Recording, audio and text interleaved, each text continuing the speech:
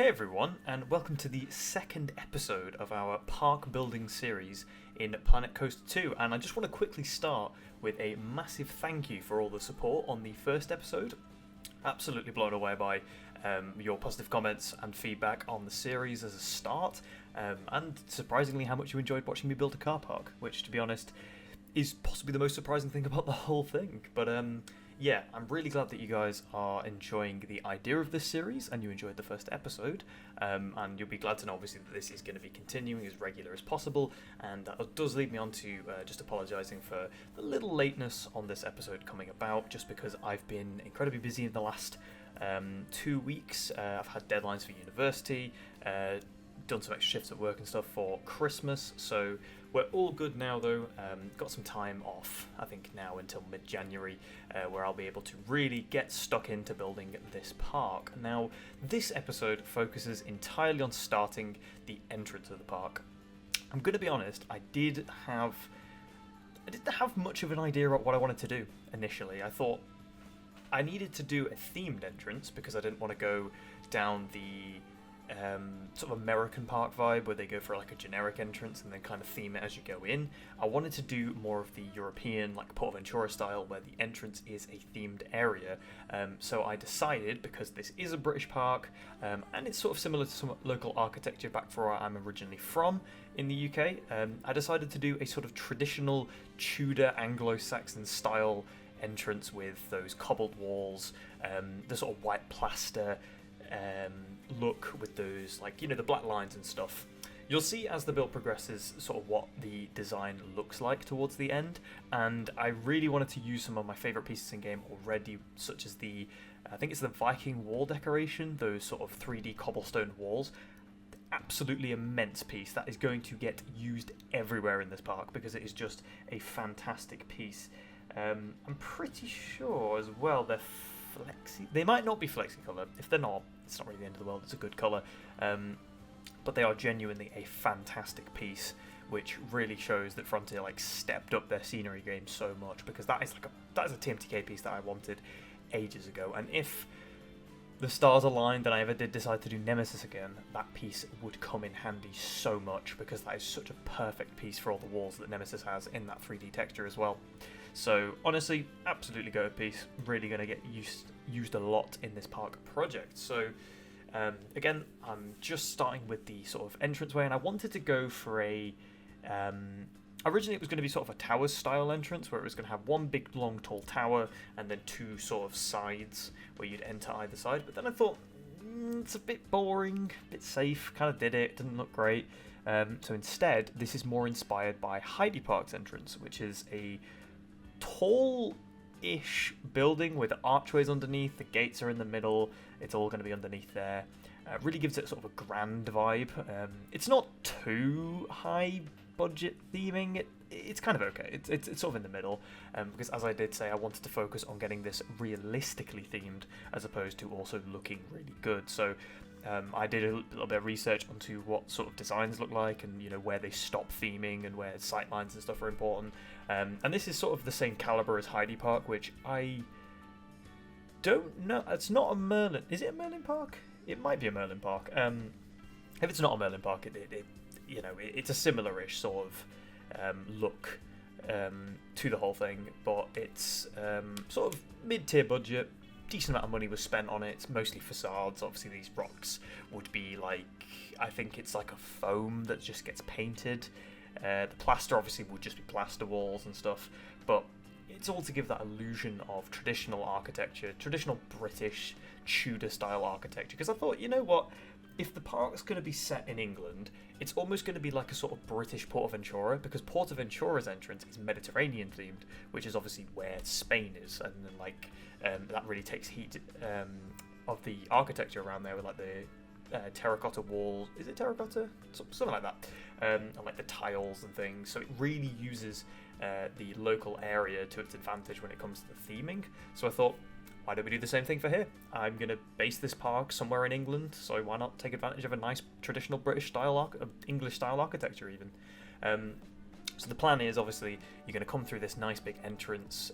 This entrance plaza does end up being populated, it does sort of look like a little bit of a village, and when you do cross into the park, it's going to continue a little bit further, but I was planning on how I wanted to transition into the rides, and I thought instead of doing like a Tower Street or a main street, I thought I'd go straight into the park. Like, next episode, we're going to be finishing the entrance by adding all the details, signs, loads of planters. I need to add ticket booths. You'll see towards the end of the time lapse, the layout of the plaza is finished, but the details, such as where the ticket booths and things are going to go, still needs to be finalized and put in. So I'm going to put things like I'm hopefully going to also have a name for the park by next episode, so I can finally put a nice big sign, because this build here, there is a gap above these windows where I want the name and logo of the park to be nicely displayed there alongside like a little planter as you come out of the car park.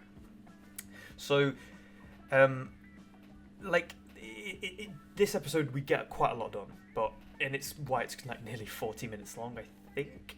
But the main point is I wanted to get the entrance done, and I did sort of struggle with pieces here, so this episode definitely took longer than it should have or could have taken, because I was genuinely just struggling on like what pieces to use, how to find them, and how to use them best, because as I say, I am not somebody who themes very often. I'm trying to use this series as a way of improving, so a lot of this series and these videos you'll find there's lots of me stopping, searching, scrolling, placing things, deleting them.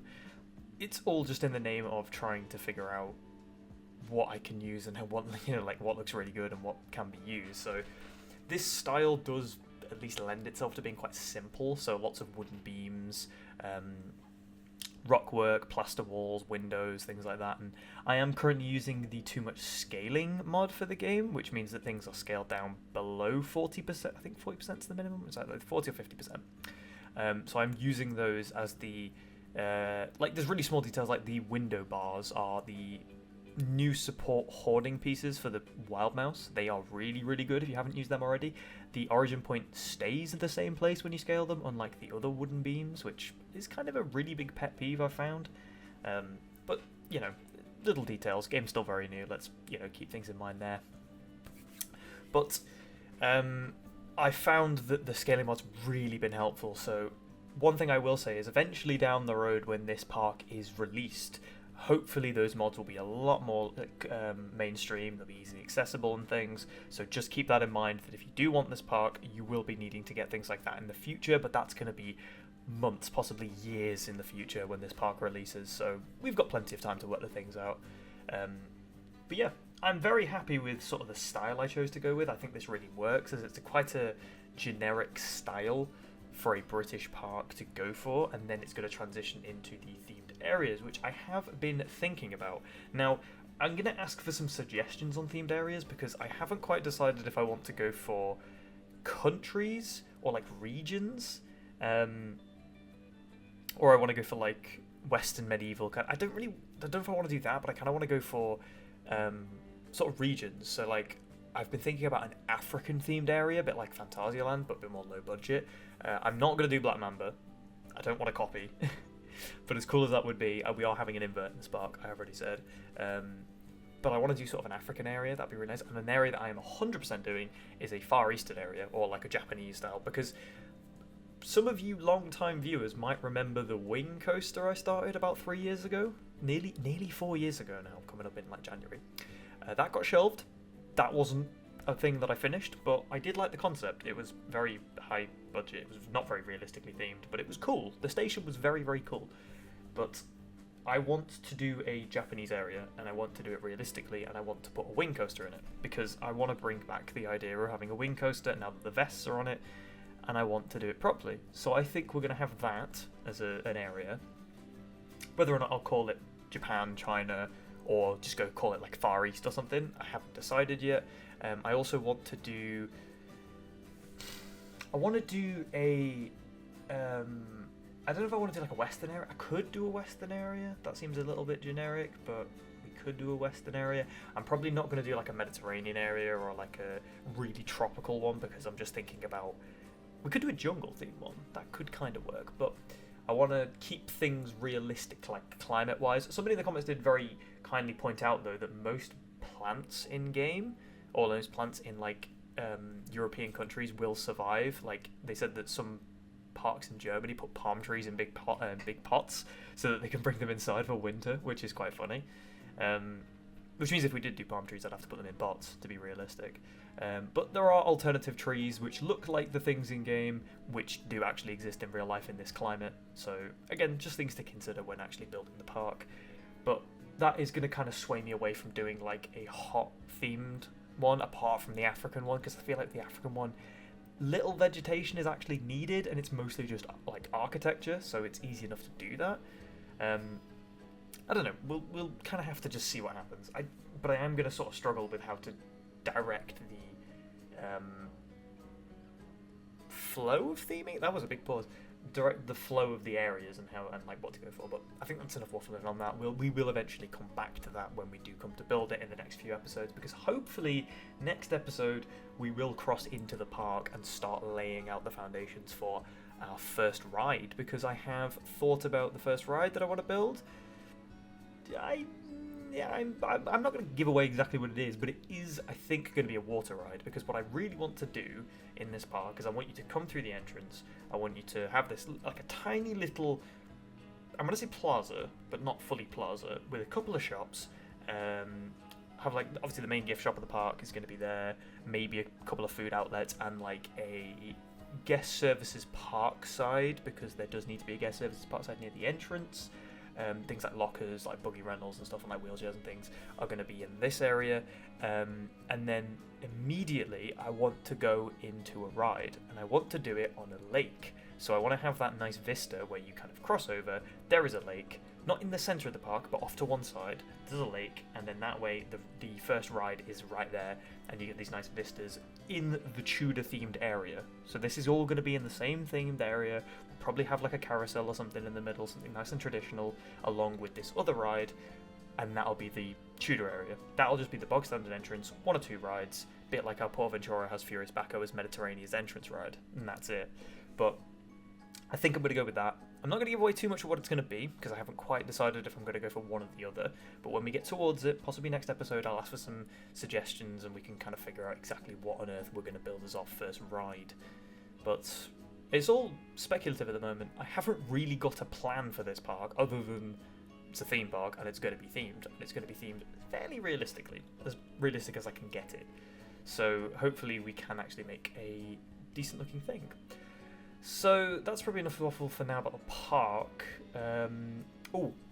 Exciting news from Frontier. You've probably all seen it, because this is going to be a few days behind the announcement coming out, but we have a new update from Frontier about the whole situation with the DLC and things like that. They did come out with a formal apology saying that they, kind of messed up, and that they're going to basically focus the next few updates going into 2025 and then throughout 2025 on free updates and making sure that the game is like polished in a way that is like really playable for free without having to pay money. Because as good as the Thrill Seekers pack was for adding a Mack Extreme spinner and the new Vekoma LIM launch coaster, it's kind of a bit of a scummy move to like release a DLC unannounced alongside the first free update. Feels a little bit cheeky, doesn't it? I mean, I went over it last episode, but I don't know. I bought it anyway because I want it.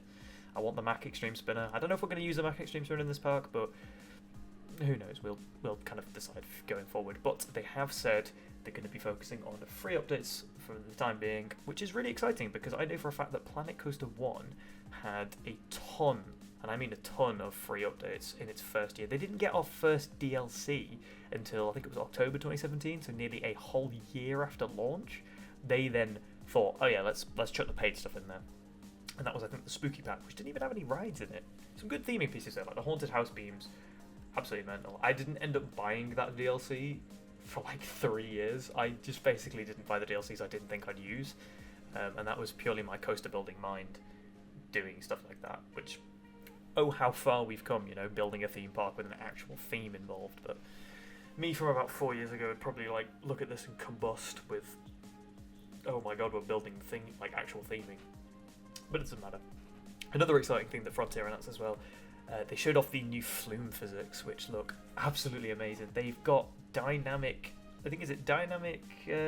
deformation, with the rafts now. So we are getting round bottom tubes. We are getting new physics when it comes to the actual slides themselves. I can see them moving towards more of the RCT3, where it still follows a spline, but the swing is sort of controlled by radius and yaw, and also g-force, which honestly I think people would be more than happy with, because RCT3's slide physics were fine.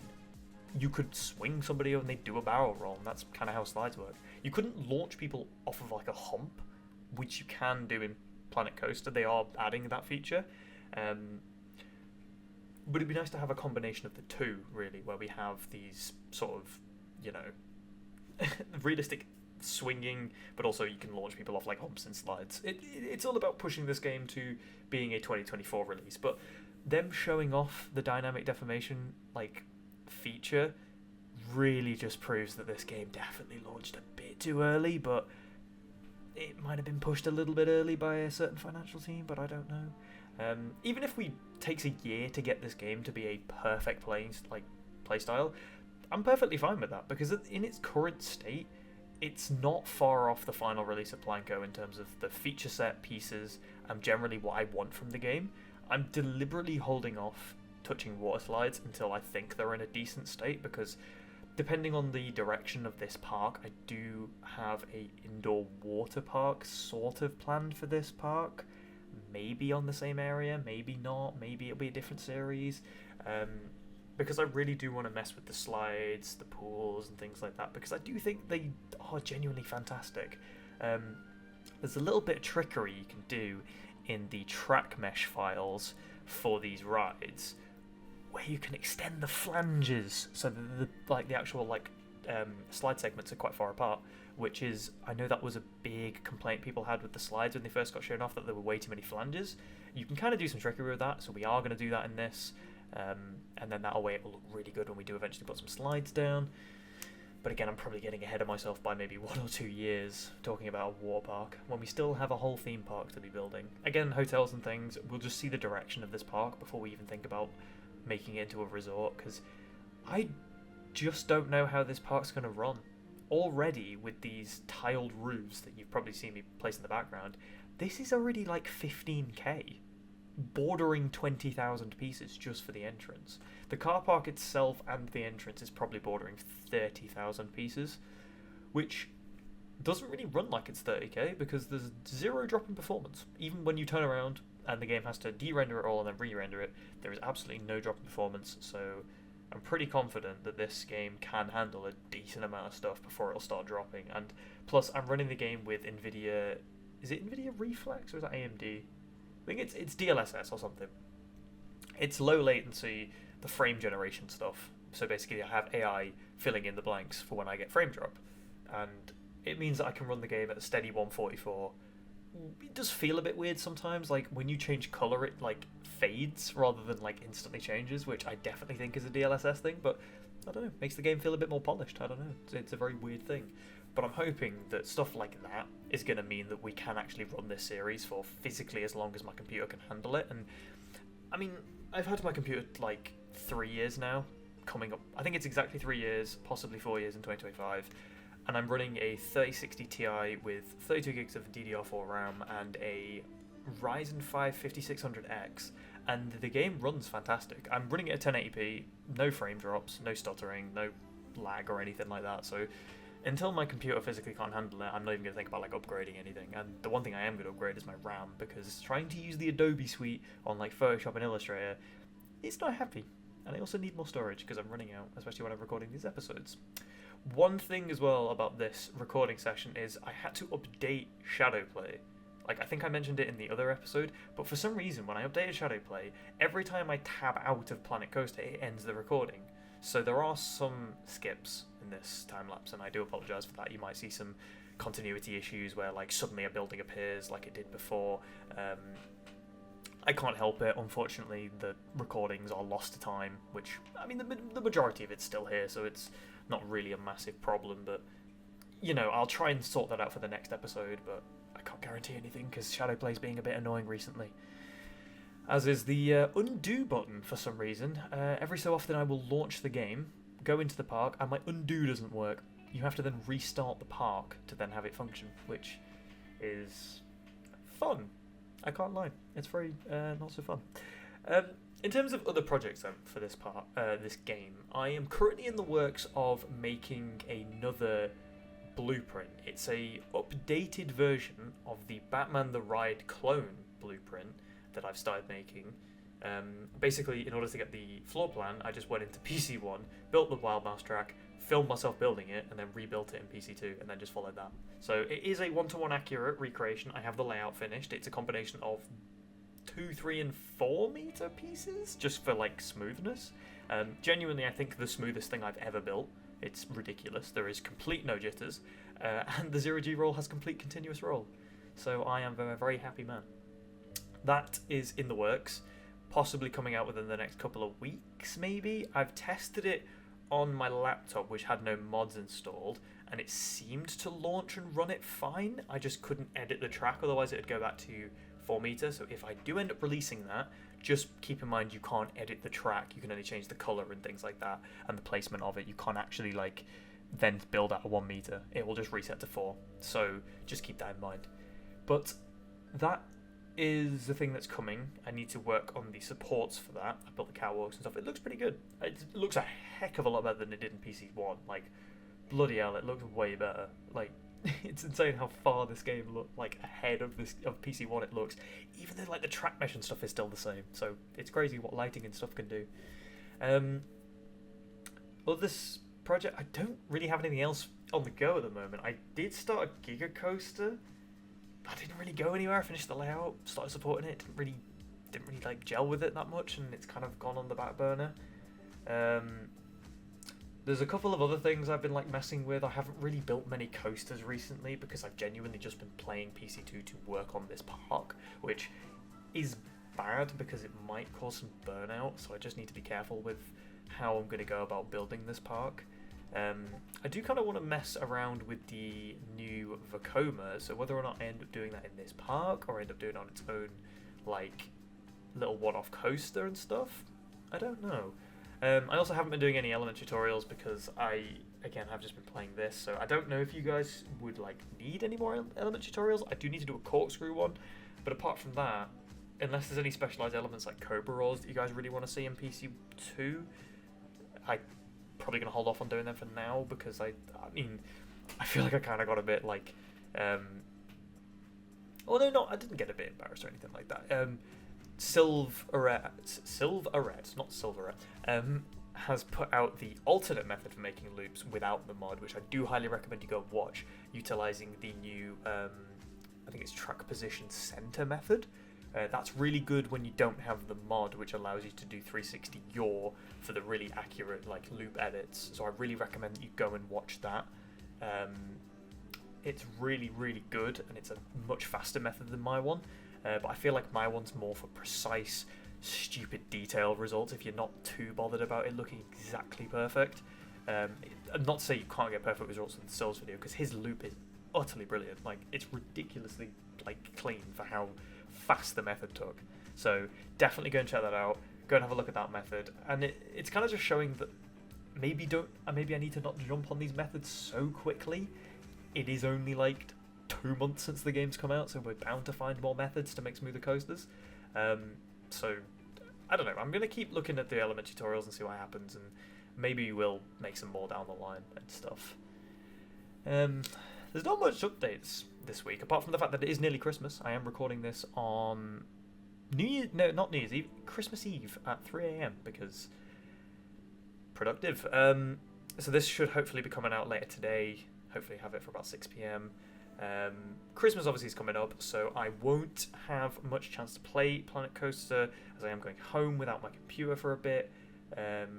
So hopefully I don't also though take 2 weeks to get the next episode out, because hopefully I'll be able to record the next episode within the next couple of like next weekish or so, just before New Year's, and then that way I can really lock in, as I don't have university for another like 2 or 3 weeks, really lock in to get this entrance finished, because we do get most of it done.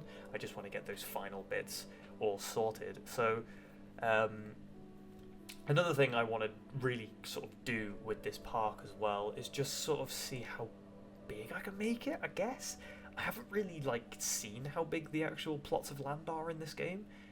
I think they're smaller than Planet Coaster 1 by a bit, but the actual voxel terrain skirts of them are really nice. Like the temperate biome looks way better than the deciduous one from PC1, as does the tropical one. I think the tropical one's the best one that's improved, because the old tropical biome had huge mountains for like no reason, whereas now it's more like jungly hills, which makes more sense.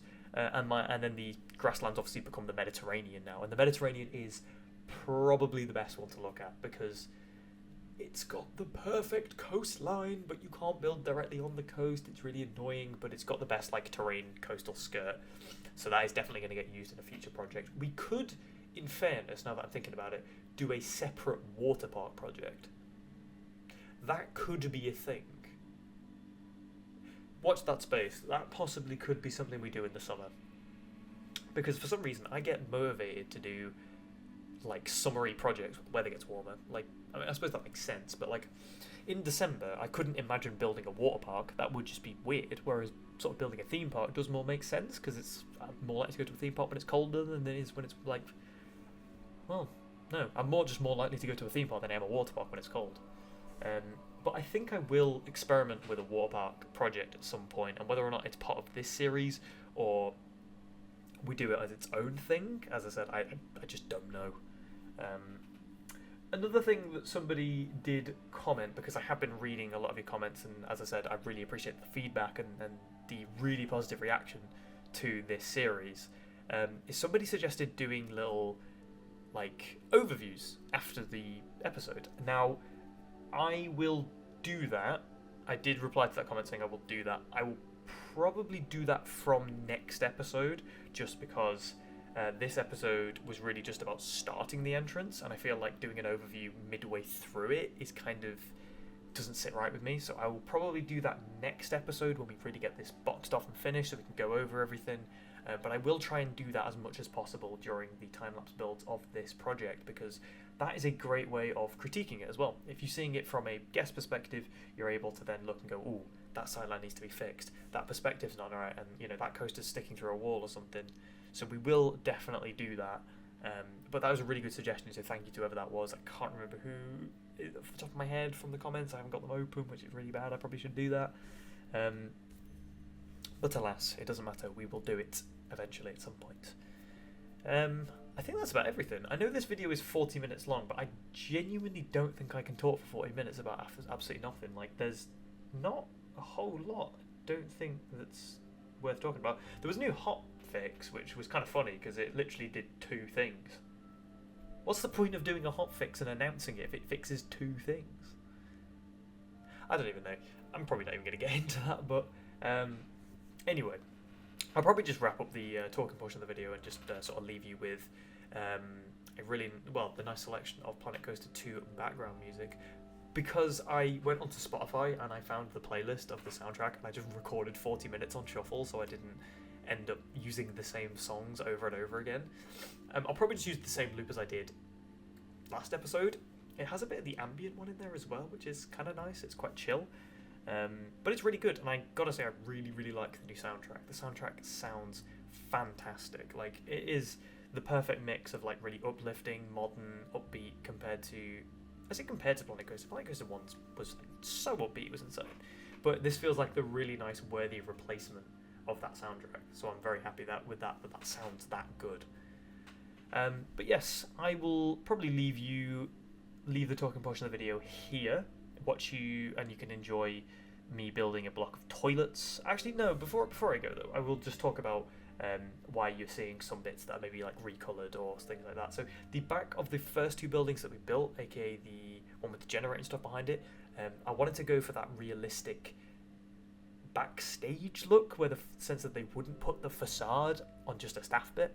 As I said, I used to work at a theme park, so being able to go to those like areas that you can see from inside the park, you then go to like the backstage bit. Wow, it's just the wall. There's no theming. There's not even windows.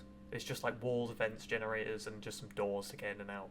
So I'm really going to focus on trying to utilize that function of the park. Whether or not we do interiors is beyond me. Like, for instance, here I was trying to get a toilet block actually inside this fake toilet block, but it's so massive for no reason.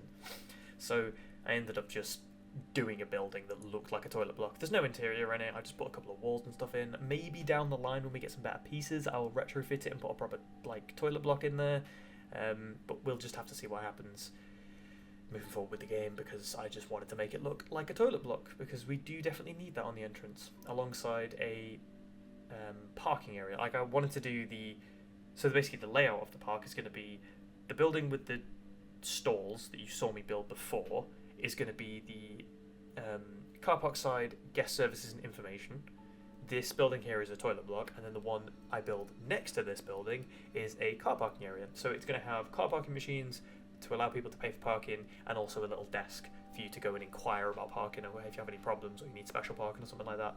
I'm going to put that all there, and then the ticket booths are going to be 3 little shacks, which each have a queue line on the long straight, and then that way it's going to be filtered in all through there with gaps in the middle, gaps either side for people who've got pre-booked tickets to just go straight through, because this park's going to be now in the modern era. I would expect this park probably opened in like the 90s, maybe the like late 80s or something. So by now we'll have moved to like e-tickets and scanning barcodes, because the new turnstiles in game have like nice little QR code scanners. So obviously I am going to build some custom ones because I want the custom ones. They look really nice. So I'm going to utilize that, and then that will be the main infrastructure on the entrance side of the park, which will then add a bit of foliage, some planters, the name of the park, signs and things, music, lighting, and then that way the entrance is officially done, like fully boxed off, and we can move into the park. The gaps behind the toilet block and to the sort of left of the little like fake tower that we built will be done when I come to do the car park finalisation along with the admin and backstage bits, because there will be a whole backstage area built behind the entrance, which then feeds into, for instance, the water ride that I'm planning on building is not going to be located too far from the back of the entrance, so we can then put like the pump and the pump, water systems and things all around that area so that staff can maintain them pretty easily. So everything's just kept like logically laid out. So that will all get done in the future though. So while it may look like I'm leaving things half finished, I'm not. I'm trying to strategically plan them so that we can then build them in the future when they make more sense to be built. Because I don't want to build a backstage area and then not have anywhere for it to go, because I've decided to build my B&M sit down a million miles away. Not that we're having a B&M sit down necessarily, so don't take that for definite. The only thing we're definitely having is an inverter, wooden coaster, and a water ride. But I think that's about it, to be honest. I'm going to leave the time lapse, not the time lapse, I'm going to leave the talking portion of the video here and enjoy the last, I think it's like 7 or 8 minutes now. Enjoy that with the background music of Planet Coaster 2. Thank you very much for watching. As I said, thank you very much for the feedback on the first episode. I hope you guys also enjoyed this episode as much. As I often say, please leave your thoughts and comments below. Any suggestions for names, themed areas, like ride suggestions, lineups, any tips or anything that you might have for building anything, please provide them. I am not very skilled. I'm just doing what I think looks good. I also did try and do some wear marks on these, but I didn't like them, so I may revisit that, but we'll see. Please do leave them in the comments below, and I look forward to seeing your feedback and reaction to the next episode of our Park series. So, thank you very much for watching, stay tuned for more, and I will see you all next time.